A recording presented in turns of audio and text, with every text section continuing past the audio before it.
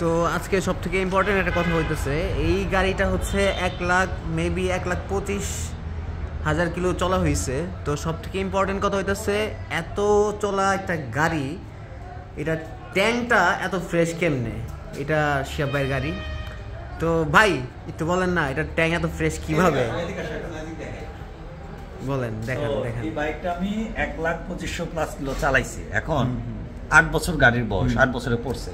ট্যাঙ্কের ভিতর কি দেখা যাচ্ছে? দেখাও। ওয়াও, একটা ফোঁটা রাস্ট নাই কোথাও। মানে এখন অনেক ফ্রেশ। এখনকার ইন্ডিয়ান গাড়িগুলা 1 বছর চললেই, আমার আগের ভিডিও আছে দেখবেন যে কি পরিমাণ জং আসে ট্যাঙ্কিতে। কথা হচ্ছে যে জং আসা হচ্ছে তেলের কারণে, তেলের ভেতর থাকে এটার কারণে, প্লাস ট্যাঙ্কির যে কোটিংটা থাকে সেই কোটিংগুলা, মানে এটা একটা থাই বাইক।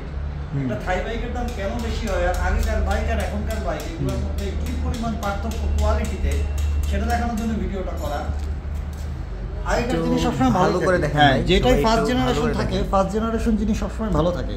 একটু লাইটটা তুই দেখা। হ্যাঁ, তুই দেখা। দেখেন ট্যাঙ্কটা কত ফ্রেশ। আই থিংক ভালোভাবে দেখা যাইতেছে না। আচ্ছা দেখা, সমস্যা নেই।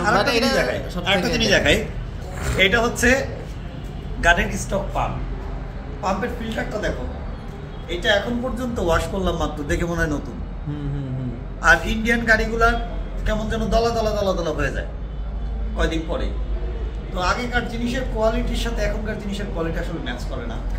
তো এটা দেখানোর জন্য ফোন দিলাম যে আগেকার জিনিস মানে যে ওটা বাদ হয়ে গেছে, ওইটার দাম নাই তা না। এইগুলি গাড়িটা কেন চালাই তার পিছনে কিছু কারণ আছে। আমরা কাজ করি দেখে আমরা জানি কোনটার কোয়ালিটি কিরকম। এইটা আর কি। তো ঠিক আছে, পরবর্তী ভিডিওতে দেখা হবে। সো সবাই শেয়ার করেন।